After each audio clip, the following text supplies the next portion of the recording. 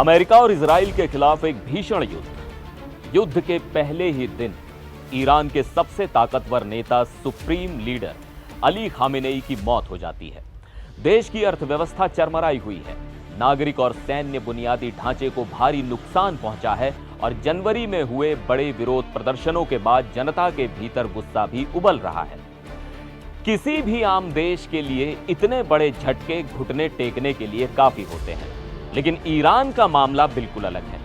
Donald Trump को उम्मीद थी कि युद्ध और दबाव के बाद ईरान शांति समझौते के नाम पर झुक जाएगा, लेकिन हुआ ठीक उल्टा। ईरान अब ऐसा दांव खेल रहा है जिसने वॉशिंगटन से लेकर यरूशलेम तक सबकी चिंता बढ़ा दी है। दुनिया के सबसे अहम समुद्री रास्तों में से एक स्ट्रेट ऑफ होर्मुज अब इस पूरे संघर्ष का सबसे बड़ा हथियार बन चुका है। नमस्कार, मैं हूं सिद्धार्थ प्रकाश। अमेरिका, इजराइल और ईरान के बीच शुरू हुए इस विनाशकारी संघर्ष के बाद फिलहाल एक कमजोर सा सीजफायर लागू है। ऊपर से शांति दिख रही है, लेकिन अंदर ही अंदर तनाव लगातार बढ़ रहा है। डोनाल्ड ट्रंप लगातार ईरान पर दबाव बना रहे हैं। अमेरिका ने समझौते का एक प्रस्ताव भेजा था, लेकिन ईरान ने उसे स्वीकार करने से इनकार कर दिया। गुस्से में ट्रंप ने यहां तक कह दिया कि यह सीजफायर ज्यादा दिनों तक नहीं टिकेगा। लेकिन सबसे दिलचस्प बात यह है कि ईरान का नेतृत्व मानकर चल रहा है कि वो बातचीत की मेज पर ट्रंप को थका सकता है। लंदन के थिंक टैंक चैथम हाउस की एक्सपर्ट सनम वकील के मुताबिक ईरानी नेतृत्व को लगता है कि ये लड़ाई सिर्फ सैन्य संघर्ष नहीं, बल्कि उनके अस्तित्व की लड़ाई है। इसलिए वो बातचीत तो करना चाहते हैं, लेकिन किसी भी कीमत पर सरेंडर नहीं करना चाहते। ईरान को लगता है कि इस वक्त उसका पलड़ा पहले से ज्यादा बेहतर है और वो अमेरिका से रियायतें हासिल कर सकता है। अब समझिए कि इस पूरे खेल का सबसे बड़ा केंद्र क्या है। स्ट्रेट ऑफ होर्मुज दुनिया के सबसे महत्वपूर्ण समुद्री व्यापारिक रास्तों में से एक है। दुनिया के तेल व्यापार का बड़ा हिस्सा इसी रास्ते से गुजरता है। सालों से ईरान इस रास्ते को लेकर धमकियां देता रहा था, लेकिन इस बार उसने जहाजों की आवाजाही पर दबाव बढ़ाकर दुनिया को साफ संदेश दिया है कि उसके पास अभी भी बड़ा रणनीतिक कार्ड मौजूद है। अब यहीं से ट्रंप की मुश्किलें बढ़ती दिखाई दे रही हैं। ओटावा यूनिवर्सिटी के प्रोफेसर थॉमस जूनो कहते हैं कि होर्मुज ईरान के लिए ब्रह्मास्त्र जैसा है। ईरान जानता है कि अमेरिका में मिड टर्म चुनाव करीब है, तेल की कीमतें बढ़ रही हैं, पेट्रोल महंगा हो रहा है और अमेरिकी जनता के बीच ये संघर्ष पहले से ही लोकप्रिय नहीं है।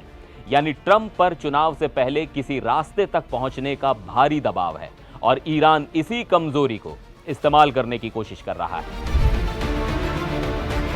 अली खामेनेई की मौत के बाद एक बड़ा सवाल लगातार उठ रहा है। इस वक्त ईरान की असली कमान किसके हाथ में है? विश्लेषकों का मानना है कि उनके बेटे और संभावित उत्तराधिकारी मुस्तफा खामेनेई फैसलों में शामिल हो सकते हैं, लेकिन असली ताकत अब भी वैचारिक रूप से कट्टर रेवोल्यूशनरी गार्ड्स के पास मानी जा रही है। इसी बीच संसद स्पीकर और रेवोल्यूशनरी गार्ड्स के पुराने नेता मोहम्मद बागेर गालिबाफ बातचीत में ईरान का प्रमुख चेहरा बनकर उभरे हैं। उन्होंने साफ कहा है कि ईरान ने अमेरिका को जो योजना दी है उसका कोई दूसरा विकल्प नहीं है। यानी संदेश साफ है, ईरान फिलहाल पीछे हटने के मूड में नहीं दिख रहा। हालांकि एक्सपर्ट्स मानते हैं कि ईरान बहुत बड़ा जुआ खेल रहा है। येल यूनिवर्सिटी के लेक्चरर अराश अजीजी कहते हैं कि ईरान को लग रहा है कि होर्मुज पर उसका नियंत्रण एक मैजिक बुलेट साबित हो सकता है, लेकिन अगर यह दांव उल्टा पड़ गया तो ट्रंप या इजराइल फिर से सैन्य कार्रवाई कर सकते हैं। दूसरी तरफ तेहरान के पत्रकार और राजनीतिक विश्लेषक मजियार खोसरावी का कहना है कि अब सिर्फ सैन्य धमकियों से ईरान को डराना आसान नहीं है।